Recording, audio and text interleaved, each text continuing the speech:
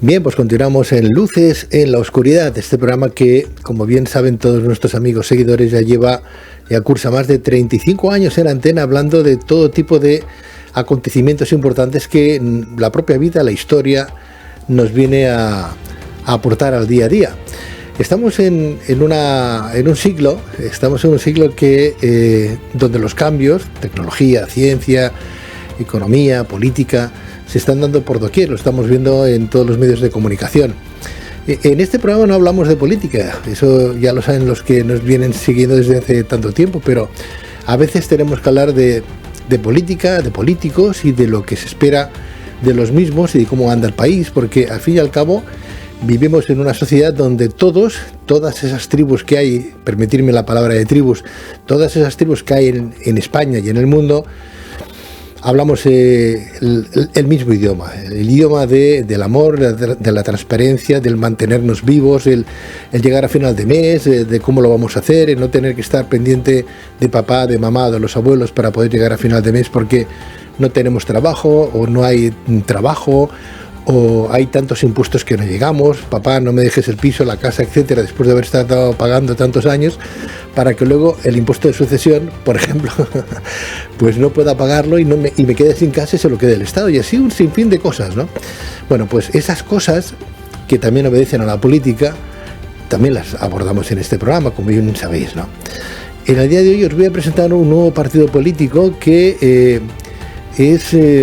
no es casual que aparezca, no es casual. Y yo creo que partidos como el que os voy a presentar, a lo mejor podrían haber más, cientos o miles o millones más, si hubiera gente con la capacidad y con la entereza y con la valentía y con la fortaleza de decir hasta aquí hemos llegado y no aguanto más. Y poniendo dinero en su bolsillo y compañía, pues dicen, voy a ayudarme a mí mismo y voy a ayudar a los demás porque así no se puede vivir y si no me marcho a otro país a vivir, que es lo que pensamos la mayoría de españolitos que vivimos en este país donde solamente pagamos impuestos. Bueno, tenemos a Luis María Pardo, que es el presidente de Justitia Europa en este estudio de radio de Luces en la Oscuridad. Luis María, muy buenas noches. Bueno, muchas gracias por la presentación y muy buenas noches a todos los oyentes. Muy buenas noches, bienvenido. Bueno, hay que decir que eres abogado, que eso te da pues también el ritmo de saber pulsar cómo anda la sociedad.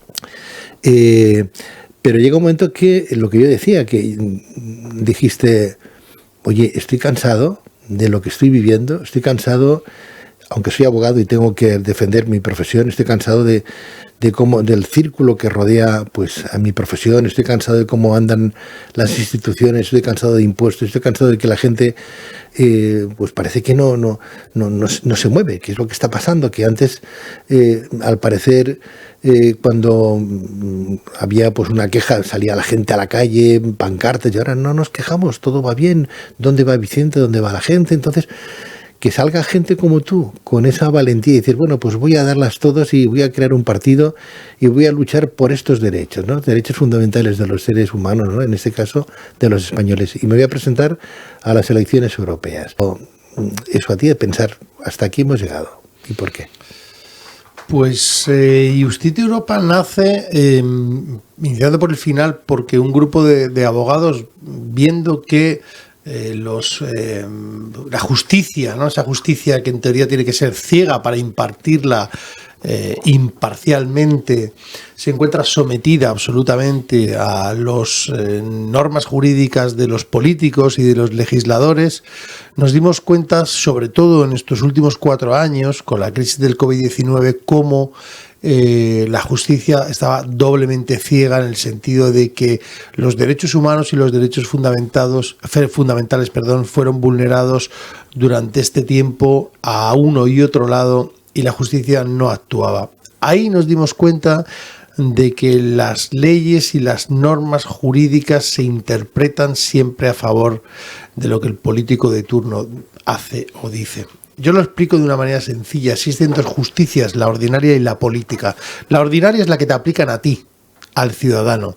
La política es la que aplican a los políticos. ¿Por qué? Porque son ellos quienes eligen a esos jueces, quienes eligen esos tribunales, quienes eligen a ese Consejo General del Poder Judicial. Y de ahí nace el movimiento Justitia Europa, un poco para recuperar los derechos fundamentales, los derechos humanos, e ir a donde está, según lo que nosotros pensamos, la raíz del problema, que es la normativa que aplican los políticos. Por tanto, si el problema está en la reglamentación, donde tenemos que acudir los ciudadanos es a las instituciones a cambiar las reglas del juego, es decir, precisamente a lo que están haciendo ellos, pero en su contrario.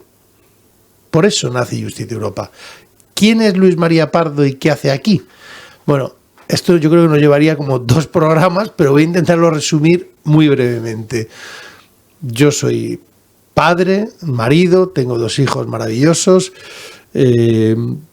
militar, estuve en la guerra de Kosovo en el año 99, después me marché a Miami, posteriormente acabo en la Guardia Civil, donde paso más de 10 años de mi vida. Me marcho de excedencia por amor.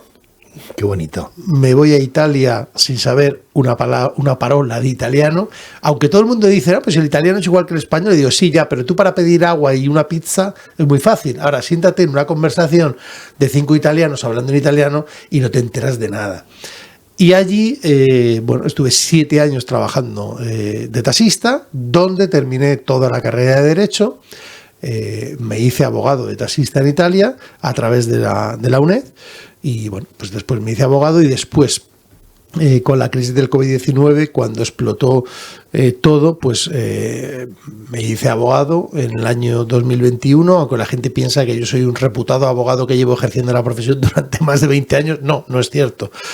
Pero bueno, yo tuve una buena profesora, muy amiga mía, que me decía, fiscal por cierto, que toda esta época le hubiera gustado vivir a cualquier persona por la sucesión de acontecimientos que hay, ¿no? Uh-huh. Y que era una oportunidad magnífica para ejercer el mundo del derecho o para ejercer el mundo de la política o para ejercer cualquier posición que te diese la vida, tener, bueno, una perspectiva de todo lo que estaba sucediendo.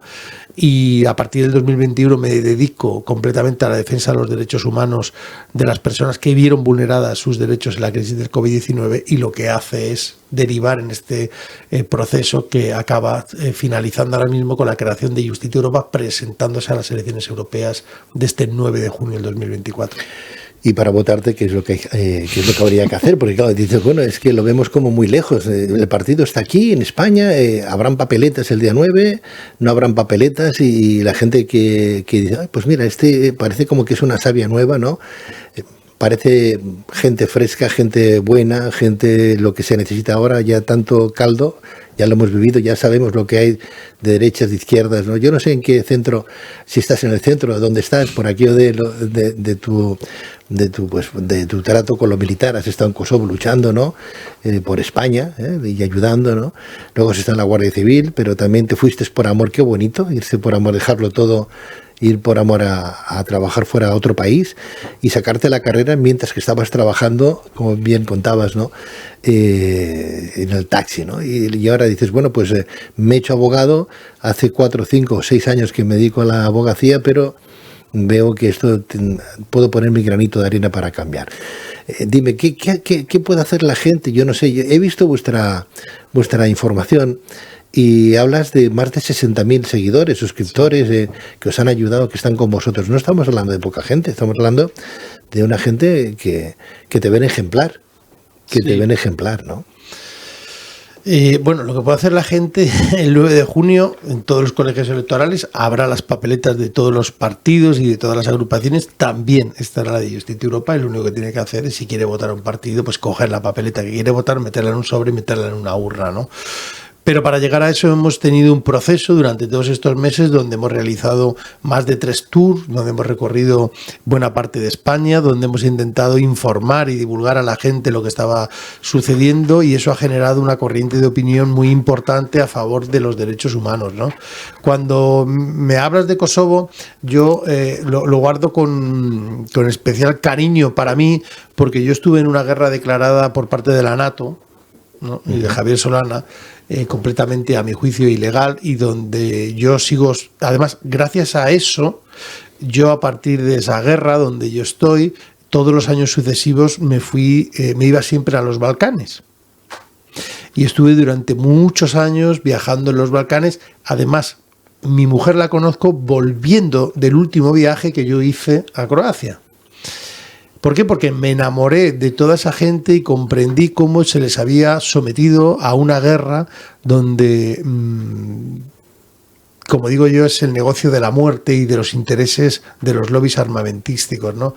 Y en ese momento yo me transformo, aunque luego me hago guardia civil, de una persona que ha vivido en sus carnes una guerra a intentar siempre el fomentar y buscar la paz. Porque creo que en el mundo en el que vivimos tiene que ser una premisa importantísima, buscar la paz, no el conflicto. Además, creo que la Unión Europea tiene el poder suficiente económico y comercial como para exigir que por lo menos en su territorio no se declare ningún tipo de guerra, ¿no? Bueno, al final es un proceso de la vida que me llega también a la Guardia Civil, donde estoy muchos de mis años, pero al final todo se transforma con el COVID porque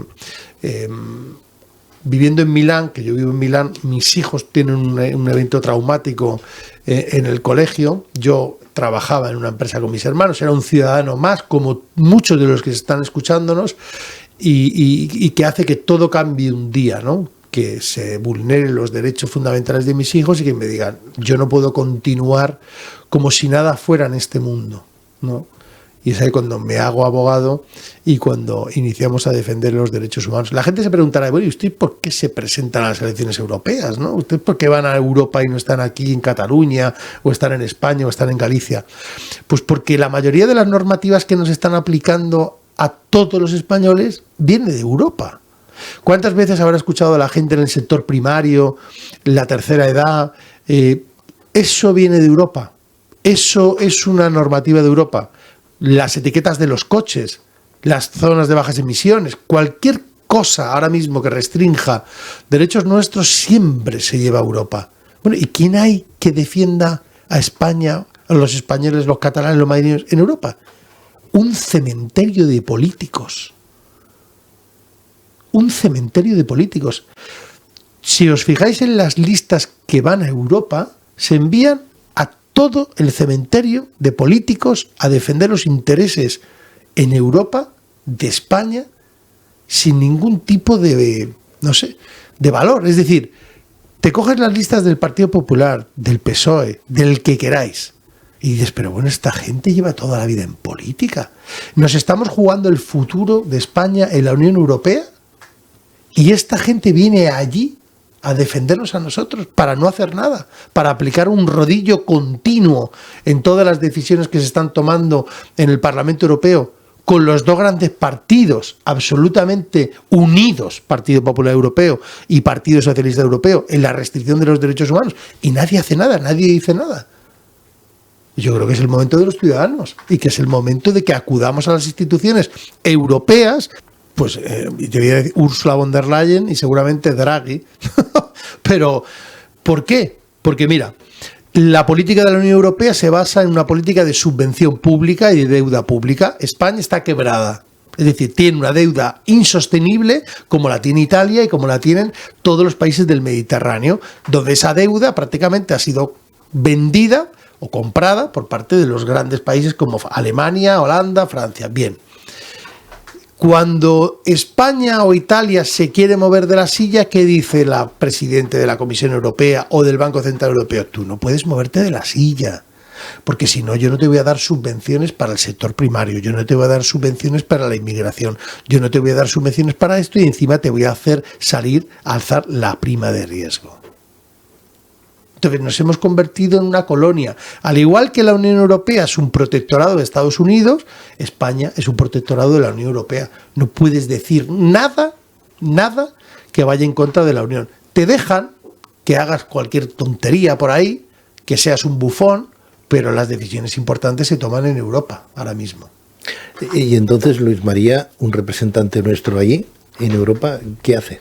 Pues pues tiene mucha fuerza, porque un representante nuestro en Europa con una posición diferente a la que está actualmente el Partido Popular, el Partido Socialista, Renew, etcétera, etcétera, puede plantar cara a una política suicida de la Unión Europea que a través de una deuda pública lo que ha hecho es generar esclavos en los países, por ejemplo, como España. Pero claro, los partidos tradicionales se encuentran completamente maniatados en su discurso. Pero nos vamos a quedar sin subvenciones para esas... Es que hay que eliminar la subvención. Es que hay que eliminarla. O sea, por ejemplo, cuando hablan de las inmigraciones o la inmigración masiva, que se sufre en toda parte de España, en Italia y tal. En todo el mundo. Muy bien. ¿Por qué? ¿Cuál es el problema de la inmigración? O sea, la inmigración masiva ahora mismo, cuando se produce un conflicto bélico en Ucrania y hay un éxodo de ciudadanos de Ucrania, ¿por qué se produce? Por una guerra. Cuando hubo las primaveras árabes, ¿por qué se produjo ese éxodo de inmigración? Por todo lo que sucedió con Libia, con Túnez, etcétera. Cuando hay conflictos que desestabilizan las regiones, ¿qué sucede? Que hay un golpe de inmigración masiva. Bueno, ¿quién fomenta estos procesos? 69 guerras desde el año 46, donde tienes involucrados a Estados Unidos en todas las guerras. ¿Por qué entonces la política europea no tiene una posición dominante? Es decir, la política internacional de la Unión la va a decidir la Unión y no Estados Unidos. Ese sería el primer punto para frenar la inmigración. Pero vamos a ver, si la Unión está fomentando a través de la subvención pública que usted reciba inmigrantes, claro, te sale Meloni y te dice, yo te voy a poner las fragatas en el Mediterráneo para que no vengan inmigrantes. Pero luego, cuando llega al poder, se da cuenta de que la Unión Europea por cada inmigrante le está soltando dinero. Entonces dice, ay, no voy a poner a la Armada, porque entonces yo me voy a llevar dinero por cada inmigrante. Pero luego esos inmigrantes que entran por Italia, resulta que se van a Austria. Y Austria dice, oye, pero tú te estás llevando la subvención cuando este inmigrante me lo estoy comiendo yo, y se generan conflictos. Es un desorden absoluto. De ahí que Alemania nos devuelva a la gente ahora, y que todo el que pasó por España de inmigración... Ahí está. Nos lo es van un a sistema fracasado, es un sistema fallido. Entonces, y no se puede detener la inmigración ilegal con reconocimientos faciales. El reconocimiento facial se impone al final para coartarnos la libertad a nosotros, no para detener a un inmigrante. Pero alguien se cree que va a estar la Guardia Civil con una pistola láser en las Palmas de Gran Canaria pegándole al inmigrante. Así vas a detener la inmigración. Hay flujos migratorios que son incontrolables. Esto lo sabe cualquiera. ¿Por qué? Porque al final de determinados países que están en vías de desarrollo o que tienen muchas necesidades, se van al primer mundo. Bueno, esa inmigración es difícilmente controlable. Por cierto, en España hay leyes para controlar eso que no se aplican. Tú sabes bien que cuando un inmigrante viene aquí, comete una infracción administrativa y puede ser expulsado. Ya no te digo si delinque. Si delinque, se puede extraditar, pero no sucede. ¿Por qué? Porque no hay medios. Porque el Estado no tiene medios y porque está supeditado a lo que diga la Unión. Porque si no te conviertes en un Estado, voy a decir una palabra que no me gusta, fascista, o un Estado represor, o un Estado que estás en contra del porvenir de los inmigrantes. Pero hay unas leyes en España que no se aplican. ¿Por qué? ¿Por qué nosotros tenemos que recibir subvenciones públicas por cada inmigrante que entra? ¿Por qué no quita la Unión Europea la subvención? Otra cuestión. ¿Cómo se paga la subvención pública? Con deuda pública, con impuestos de los ciudadanos. La gente se tiene que preguntar por qué tenemos los impuestos que tenemos en Europa, que estamos llegando a una tasa de más del 60% de lo que nosotros trabajamos. O sea, un autónomo, ¿cuánto paga de impuestos y cuánto gana líquido? Pues todo eso se va en esto. Y por no hablar de la subvención en educación y la subvención en absolutamente todo. Estas subvenciones de las que hablas, de la gente que entra en nuestro país, por ejemplo, claro, se les da comida, incluso casa, ¿no? Incluso a veces hay más derechos para la gente que viene de fuera que la gente que viene contribuyendo durante toda su vida en este país, ¿no? Lo vemos, ¿no? Llega pues X personas que pueden venir, hablo de algún colectivo musulmán, por ejemplo, ¿no? Que por cierto ya son 2 millones de musulmanes en España declarados, otra cosa es los que estén sin declarar todavía, ¿no? Pero que vienen de fuera y les damos de todo, Cáritas, casa, colegios, y al final lo acabas de entender muy bien. Tienen coche, tienen de todo, van al supermercado y compran como cualquier español que cada mes tiene que pagar sus impuestos. Reciben una subvención, el Estado, para poder pagar, no sé, 200, 300, 400, lo que recibe de Europa de estas subvenciones. ¿Cuánto dinero de lo que recibimos va directamente al inmigrante y cuánto se lo queda en el camino? No sé. El Estado. El Estado. Claro, esa es la gran pregunta. ¿Dónde ¿Dónde se destina ese dinero? El que falta, porque se destina además, ¿en qué se destina? Se destina además o que ese inmigrante se incorpore a un sistema como es un sistema español, a una civilización, digamos, occidental, o no se hace eso, se crean guetos. ¿Qué es lo que se está fomentando? ¿Qué es lo que se está haciendo con ese dinero?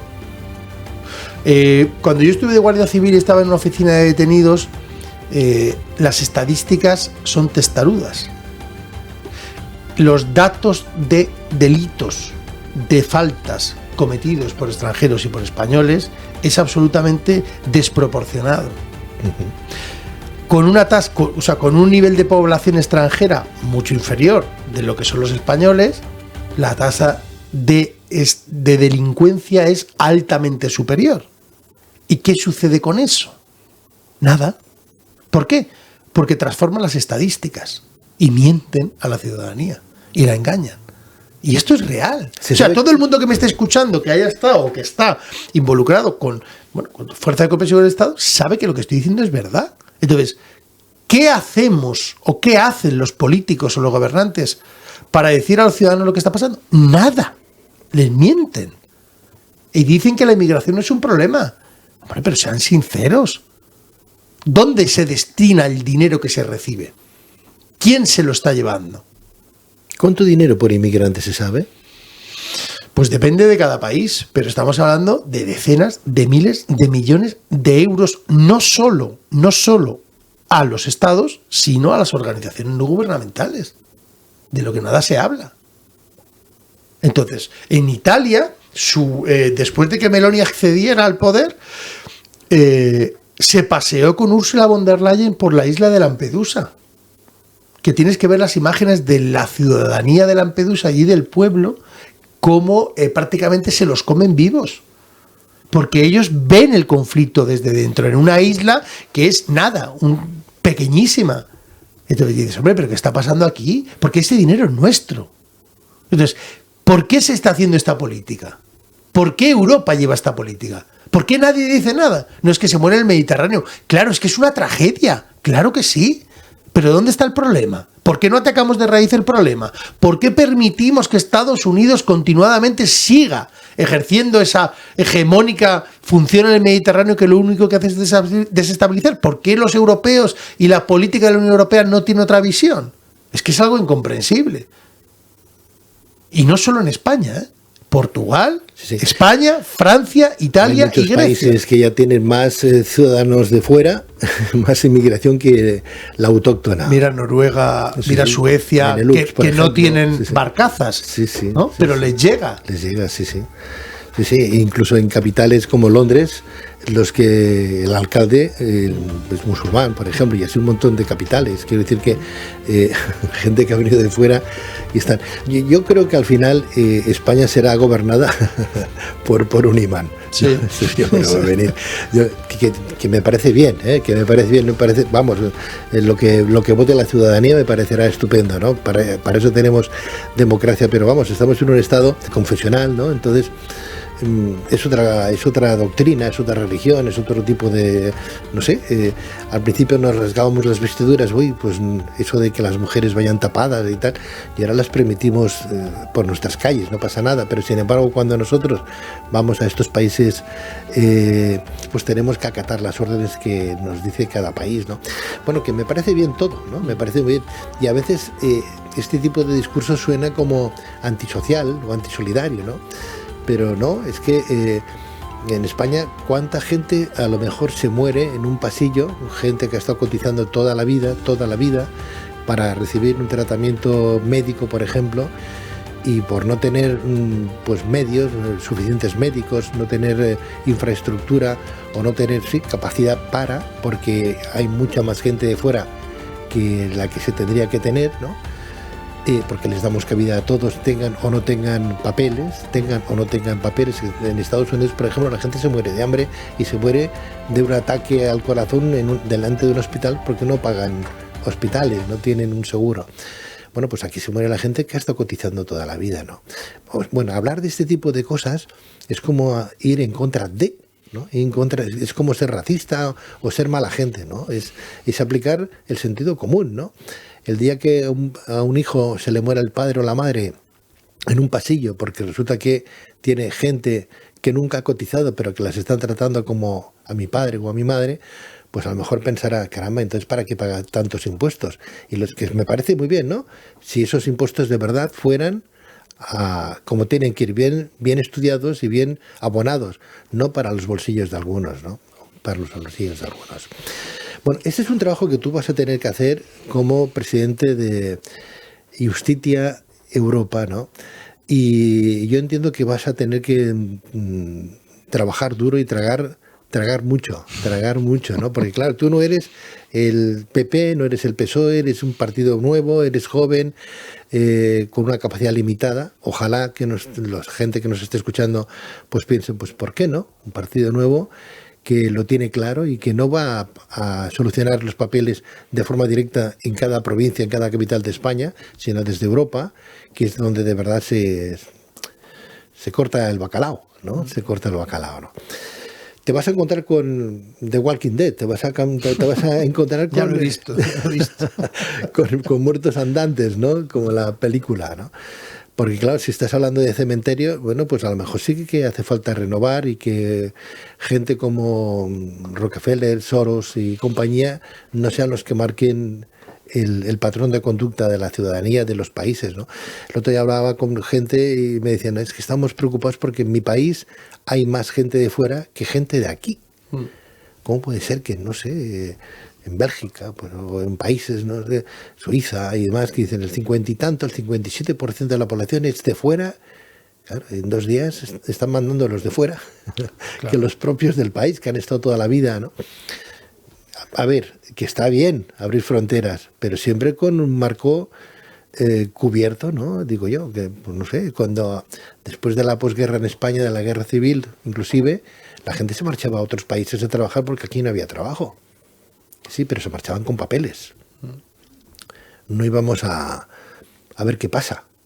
¿Sabes lo que pasa? Que se sigue una política del lobby en la Unión Europea, en esa unión eurocrática, donde en una de las veces que yo asistí a una conferencia en el Parlamento Europeo se dejaban las comisiones porque estaba el lobby de un cierto producto, que no lo voy a nombrar, de bebida efervescente que es famosísimo. Entonces se dejaba la comisión para acudir porque había venido este lobby. No está mal. O el lobby farmacéutico, o el lobby armamentístico, o el lobby alimentario.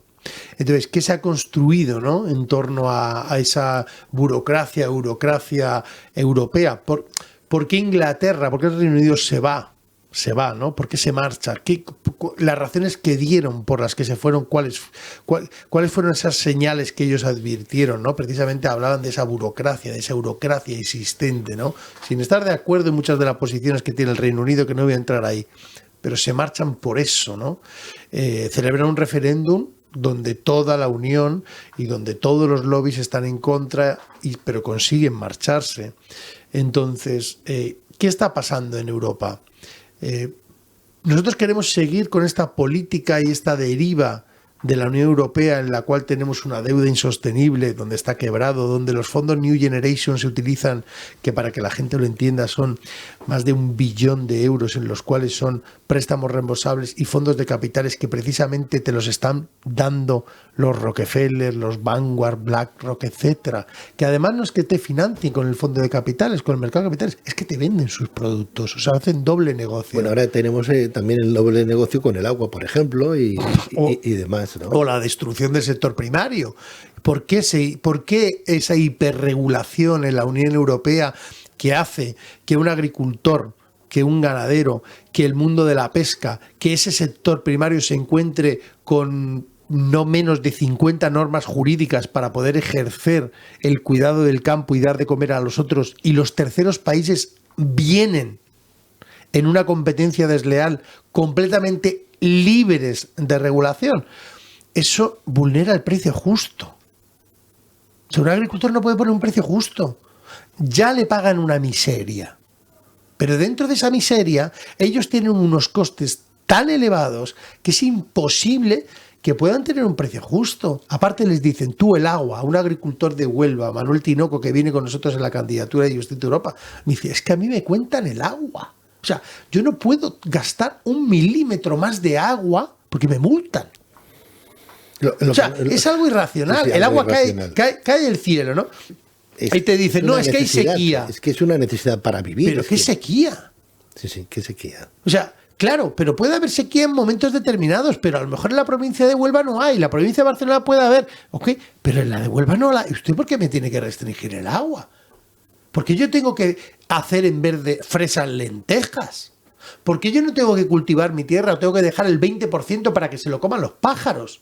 O sea, yo creo que la gente no ha entendido que una agricultora, aparte de dar de comer, cuida el campo.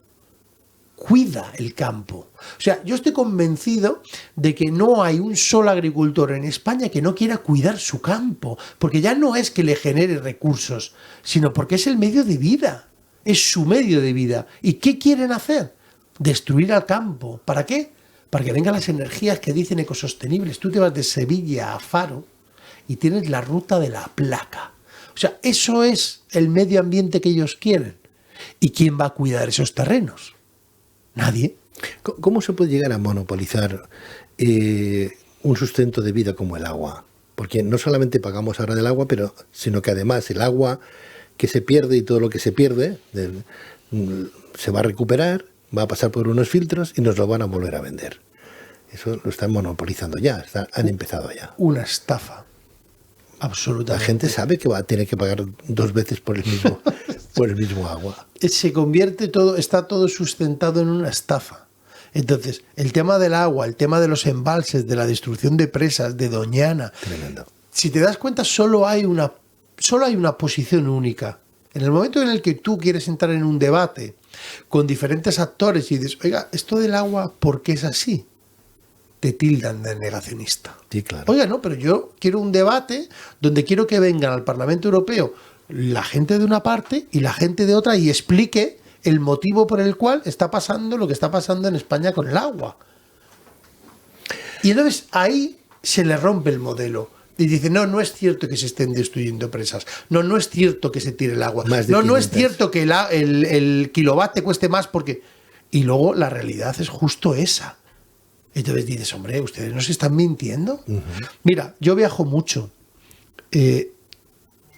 El recibo bancario que recibe toda la gente ahora mismo te viene, usted ha consumido tantos gramos de CO2. Cuando tú compras un avión, ya con todas las compañías te dicen, usted va a volar de Madrid a Milán y usted va a consumir 24 gramos de CO2. Usted puede pagar ahora 10 euros y así se va a restituir ese CO2 en la atmósfera porque usted va a tener políticas activas de restauración del CO2. Oiga, ¿esto es una estafa? O sea, ¿cómo que yo pago?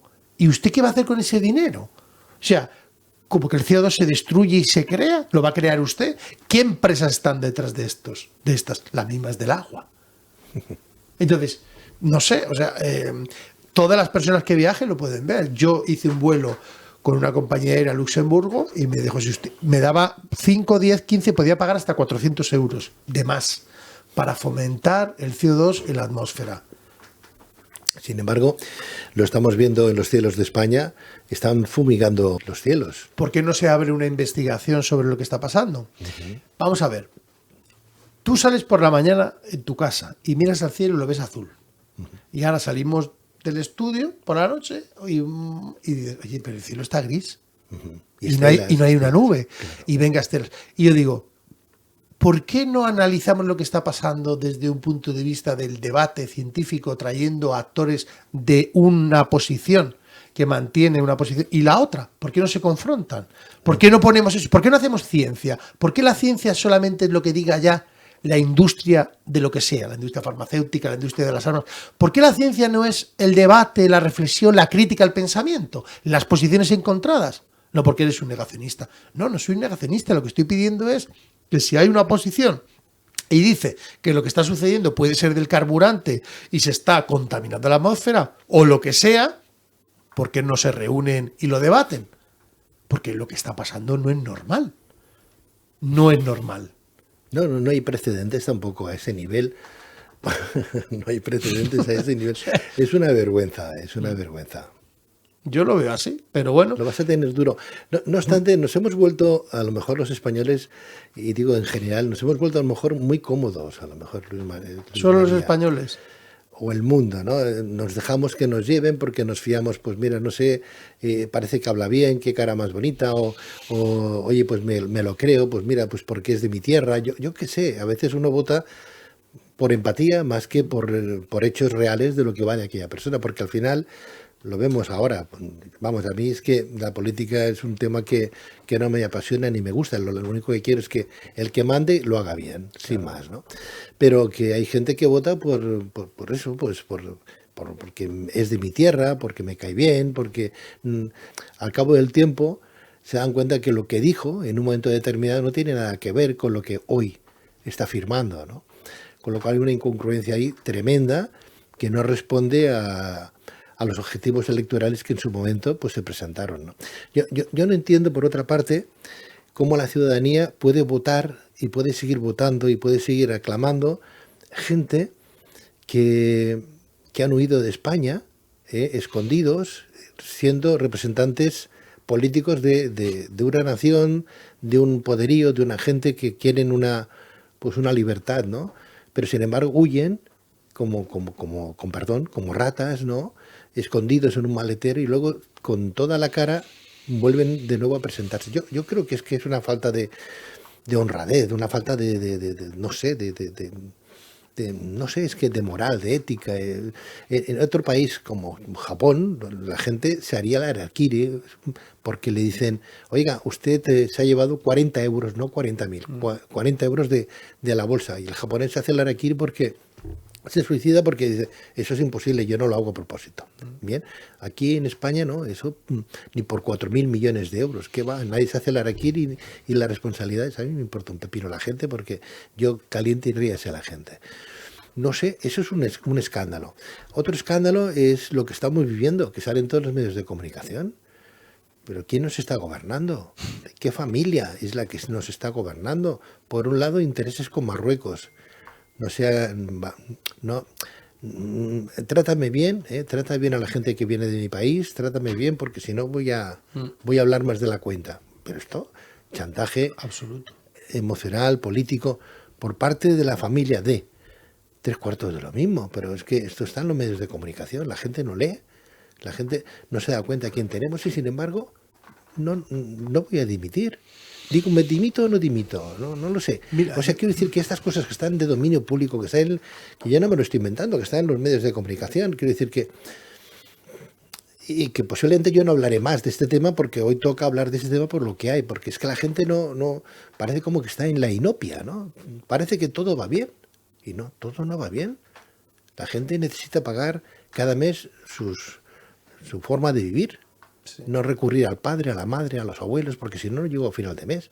¿Cuántas familias han tenido que reagruparse y decir, papá, vente con los abuelos, vamos todos a una casa, alquilamos una casa, nos han quedado sin patrimonio, no hay trabajo y al menos la pensión de uno, la pensión del otro y llegamos al final de mes?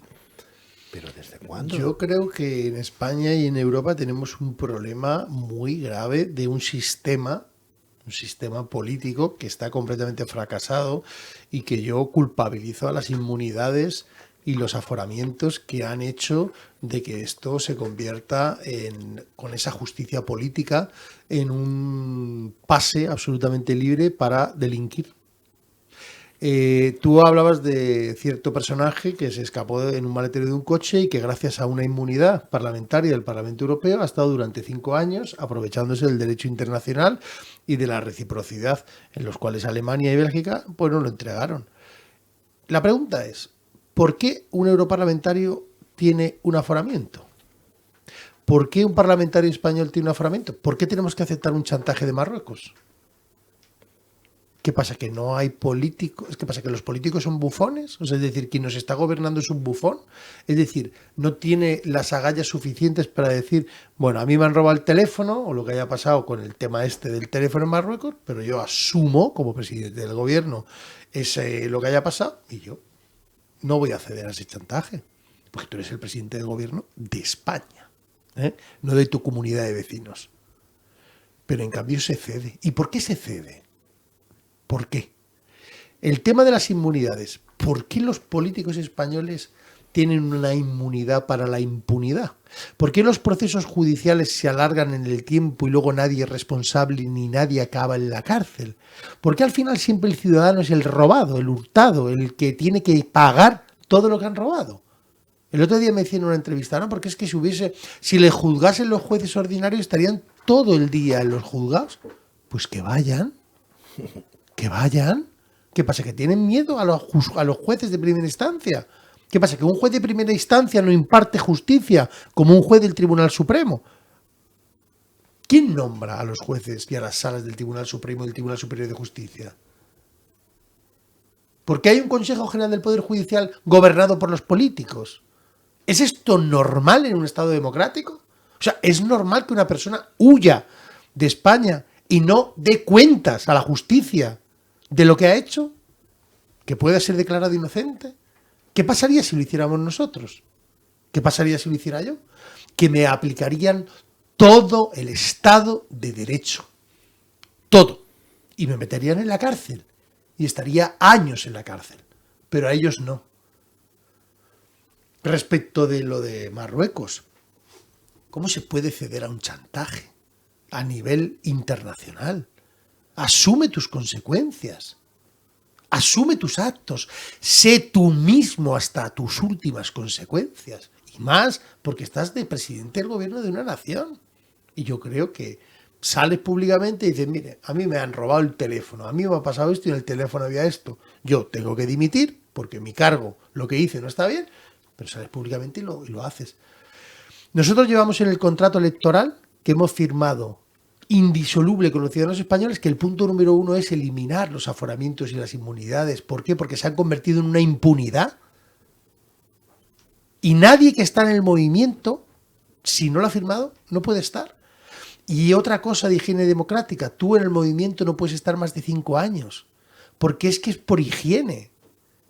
Tienes que poner una barrera contra la corrupción. Lo tienes que hacer. Porque si durante todo este tiempo hemos comprobado los ciudadanos que en este sistema político al final sucede lo que sucede, seamos nosotros los que nos pongamos vetos nosotros mismos, nos autovetemos en determinadas situaciones para que no se produzcan. Eso es lo que tenemos que hacer. Derechos fundamentales que defenderás en la Unión Europea como Justitia Europa, y Justitia Europa. Bueno, es fácil, habrá una I, ¿no? Y una E. Y una E, o sea, busquemos IE, busque para qué complicarlo, ¿no? ¿Para qué llamarle al queso en francés fromage? Por lo fácil que es decir queso, ¿no? Dices queso y todo el mundo te entiende. Bueno, y justicia, derechos fundamentales, ese es un punto número 1, pero es que viene la Agenda 2030, y la Agenda 2030 viene que da pena. Yo, no sé si los ciudadanos de a pie nos leemos lo que va a venir y hacia dónde vamos, ¿no? Como por ejemplo enseñar a los críos a partir de una cierta edad, muy joven, ¿no? 5 o 6 añitos en los colegios, si no más jóvenes, pues no sé, lo que es una masturbación, lo que es el sexo y compañía. Y es algo como, bueno, es que decía la representante, ¿no? Es que es lo más normal del mundo. Enseñarle a un crío de 7, 8 años cómo se tienen relaciones sexuales o cómo uno puede hacerse feliz. Bueno, me parece, yo no sé si es que hay alguna clase que ya he faltado y no he llegado a tiempo, o a lo mejor el día que estaban repartiendo cerebros, pues yo no estaba aquel día y no estoy al día, ¿no? Me parece una incongruencia absolutamente total, ¿no? Y que no salgamos a quejarnos y a luchar. Algo muy cercano, una persona, entre comillas, al parecer es buena, porque la han declarado inocente, entra con una sierra mecánica en la casa de un anciano, ¿no? El anciano tiene una escopeta, el señor está dentro de su casa, no le viene a pedir la hora, o a lo mejor sí, le viene a pedir la hora, a las 2 de la madrugada le viene a pedir la hora, pues porque me he perdido y no llevo una brújula, ¿no? Pues entra en casa del anciano a las 2 de la mañana y el anciano, pues claro, le tenía que haber dicho, por favor, ¿a qué vienes, no? ¿Quieres tomarte un café? ¿Qué quieres? ¿Que te dé mi reloj y las llaves del coche? Toma, llévatelas. Por solidaridad, ¿no? Más que otra cosa, ¿no? El hombre, pues se ve que no entendió, no estaba en clase el día que dieron los cerebros tampoco, y él decidió coger la escopeta, y aquel señor que entraba con una sierra mecánica, pues seguramente que era pues para ayudarle en el huerto, ¿no? A las 2 de la mañana le pega 2 tiros y lo mata, ¿no? Bueno, el culpable es el anciano de 80 años que se defiende, ¿no? Y así lo dice la justicia. Y como es la justicia, pues hay que acatar las órdenes y no discutirlo, porque eso es lo que dice la justicia y es lo que está bien, porque proporcionalmente tenía más, el hombre con la escopeta podía dominar perfectamente y no hacía falta haberlo matado, ¿no? Lo de proporcionalmente es un tema que no sé quién legisla, quién hace que todos esos argumentos que luego en un tribunal, un magistrado, un fiscal, un abogado, defensor, puedas acogerse y decir, bueno, es que esto lo pone aquí. Y la pregunta del millón es la que le hace el fiscal, que le dice, ¿usted que está defendiendo, su vida o la propiedad? Y él dice la propiedad. Y entonces, ante un juego de derechos humanos... Juego de palabras, ¿quieres decir? Sí, bueno, el fiscal hace lo que hace es lo siguiente. Ante el derecho a la vida no puede ceder el derecho a la propiedad. Pero ante el derecho a la vida y el derecho a la vida se puede llegar a defender tu vida matando a otra persona. Pero es que no somos abogados. Claro. O sea, tú le preguntas a cualquier españolito, escuche, si usted que le entra alguien con un hacha a las 2 de la mañana a su casa, ¿usted qué haría, no? Esa es la pregunta. Y ahora la pregunta es, bueno, ¿y esta justicia ordinaria que se le aplica a este hombre, por qué no se le aplica a los políticos con la intensidad y la contundencia que se le ha hecho a esta persona? ¿Cómo puede dirimir una persona a las 2 de la mañana qué está defendiendo? Está defendiendo su vida, porque el instinto animal que tenemos todos en el sentido de ser humano, entran en tu casa y tú no estás defendiendo tu propiedad. Tú estás defendiéndote a ti, a tu mujer y a tus hijos. Digas lo que digas en un juicio. Digas lo que digas. Y defiendes a ti, a tu vida. ¿Por qué? Porque tienes a un ser extraño, a una persona que te entra, a un ladrón, a un asesino, a lo que sea, y viene a tu propiedad. Pero tú defiendes tu vida. En cambio, la justicia, ¿qué hace? Te condena a 8 años.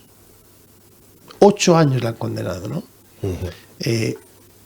¿Esta justicia está ciega? ¿O está sorda, muda, manca y coja? ¿Qué políticos han aplicado estas reglas del juego? ¿Por qué se han hecho estas normas? ¿Por qué se favorece este tipo de sentencias? Hablabas de los niños. ¿Te acuerdas que hace un año, creo que fue, Irene Montero dijo que los niños, las niñes y tal, ¿no? Vino a decir como que, bueno, que aquí el sexo era si el niño dice no. Como por cierto, el otro día vi un anuncio de no sé qué ayuntamiento que lo han tenido que retirar. Pero ¿a qué aberración estamos llegando? O sea, ¿por qué la Agenda 2030 infecta los libros de nuestros hijos sin ningún partido político en España hace absolutamente nada, aunque digan que sí? Nada. En los libros de texto se estudia a Greta Thunberg y se está dejando de estudiar el latín, el griego, la geografía. Se estudia al director general de la OMS. Se mete en los libros de texto todo lo que has hablado respecto del género, de la sexualidad. Como digo yo, se crea la educación gato, que es que quieren que los niños aprendan y se formen en un año. Y luego, ¿qué hacen? Consumen Instagram. Son consumidores de redes sociales. Un niño tiene un periodo instructivo educativo que le puede durar desde 2 años, 1 año, hasta los 16 o 17, pero quieren que los niños con 10 años sean ya preparados para el mundo. Señores, esto es imposible. O sea, la Agenda 2030 se ha convertido en una religión. Y se nos intenta meter esa religión en todos los aspectos sociales, también en el educativo. Yo me pregunto, ¿a quién favorece ese transhumanismo y esa creación de ese nuevo ser humano que se está haciendo? Harari, que es el máximo impulsor filosófico de la Agenda 2030, dice que los derechos humanos no existen, que son invenciones, que son como las montañas, que son cosas. que los seres humanos no tenemos derechos humanos, que nos los hemos inventado los derechos humanos, que no hay el derecho a la libertad, el derecho a la propiedad, el derecho a la información libre. O sea, programas como este, donde estamos hablando de dos personas de manera tranquila, sosegada, sin insultos, pueden ser censurados en la Unión Europea a través de un reglamento donde ningún eurodiputado español votó en contra y que puede hacer que hasta ahora solamente puedan ser cerrados los medios de comunicación por una orden judicial, pero que a partir de ahora puedan cerrarse por un órgano ejecutivo como es la Comisión Europea. ¿Pero dónde estamos yendo? O sea, Orwell en 1984, eso era un panfleto comparado con lo que está pasando hoy en día. Las ciudades, aquí como en Barcelona, en otros sitios, ¿qué está pasando con las zonas de bajas emisiones? En Trento se han instalado cámaras con micrófonos en la calle. O sea que tú saldrás del estudio y nos iremos a tomar una cerveza y decir, hostia, no podemos hablar porque tenemos las cámaras que nos escuchan. Y te dicen, no es por tu seguridad. Cuando en un Estado, por tu seguridad, se quiebra la libertad, el Estado no existe. No existe. Y además te lo venden con esa falsa bandera de la seguridad colectiva, de la solidaridad, hazlo por los demás. En la Agenda 2030 te la lees y te dices, pero ¿cómo puedes estar en contra de esto? Pero tú eres un negacionista. No, no soy un negacionista. ¿Usted ve cómo se aplica la Agenda 2030? ¿Usted ve cómo se discrimina a la tercera edad con una tecnología que hasta para una persona normal es complicado y te dice, no, viene a favorecer la identidad digital, viene a favorecer? ¿Que viene a favorecer el qué? Si yo llevo 4 días volviéndome loco con todos los sistemas informáticos, porque luego cada administración tiene su certificado, tiene su no sé qué, tiene su no sé cuántos, que bájate esto, que baja lo otro, expulsan a la gente del sistema, la discriminan. Taxistas, por ejemplo, el dinero en efectivo es libertad. Dicen, no, tú eres un evasor porque pagas en efectivo. ¿Que yo soy un evasor? Y entonces tú que eres un ladrón que nos lleva robando durante años los políticos o algunos políticos. Y yo digo, el dinero en efectivo es libertad, porque ese dinero yo lo he ganado y me lo gasto donde yo quiera. Claro. Como si le quiero ir y dejarle 10 euros a una persona, ¿por qué se tiene que enterar a alguien que yo le dejo 10 euros, 15 euros o tal? Y te dicen, no, es para prevenir la evasión fiscal. ¿Para prevenir la evasión fiscal? Bueno, nos tienen engañados, lo hemos visto con la pandemia. Bueno, de eso podríamos hacer otro serial. Podríamos hacer, claro. Bueno, la pandemia es el instrumento del COVID, sirve, porque mira, por la salud tú vendes todo, vendes hasta tu alma, todo. Miedo, terror y mentira. Y tú por salud haces todo. Por eso la Organización Mundial de la Salud tiene se está creando ese gobierno mundial, porque por otras cosas tú no vendes tu alma, no vendes tu libertad, pero por salud lo haces. ¿Y qué pasó con el COVID? Que fue un instrumento. ¿Para qué? Para determinar tanto por ciento de la población eran capaces de someter. Es así, esa es la realidad. Y una cosa, nos mintieron. Y que nunca más en el nombre de la ciencia nos mientan. La ciencia no es una casa farmacéutica. Hay 2 casas farmacéuticas donde tú entras en su web y pone science, ciencia. No. La ciencia es debate. La ciencia es posiciones encontradas, reflexión, pensamiento crítico, diferentes personas que opinan y que fruto de todas esas discusiones se llega a una conclusión que además te dicen que nunca es el 100%, que hay unas causas eficientes, que hay unas causas probables, que hay una serie de determinaciones. Todo eso se ha destruido con toda esta crisis del COVID-19. Si tú decías públicamente en un canal de radio una opinión, eras tildado de negacionista, antivacuna. Que no. Yo he entrado en una sala y me han llamado negacionista. O sea, pero usted qué sabe si yo soy... O sea, pero usted ¿por qué me tiene que llamar a negacionista a mí? O sea, ¿qué sabe usted de mí? ¿Qué sabe usted de lo que yo vivo y de lo que yo defiendo?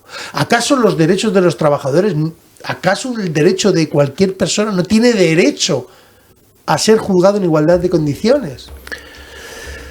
Luis María Pardo, presidente de Justitia Europa, yo te deseo todo lo mejor del mundo, te deseo todo lo mejor. Ojalá salga adelante esa defensa nacional en Europa y gente como tú, iba a decir políticos, bueno, todavía no lo eres, ¿no? Aunque estés en camino de hacerlo, ¿no? Sí, lo seré. Sí, pero lo serás, ¿no? Cuando seas político ahí representando a España, pues de verdad nos quites toda esa morralla que tenemos de de falsos políticos o demagogos que lo único que hacen es mentirnos y llevarnos o hacer con nosotros lo que ellos quieren o quieren las multinacionales, ¿no?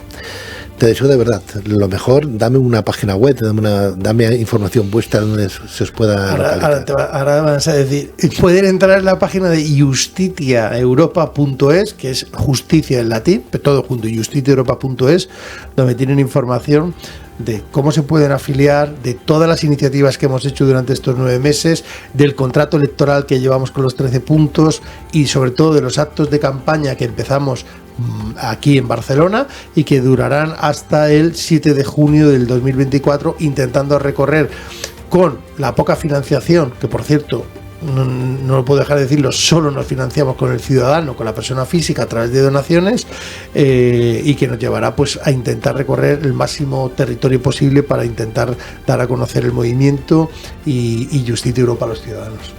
Muchos éxitos, mucha fortaleza y bravo, adelante. Muchísimas gracias por tenerme aquí, ha sido un auténtico placer. Igualmente, que vaya muy bien. Muy buenas noches.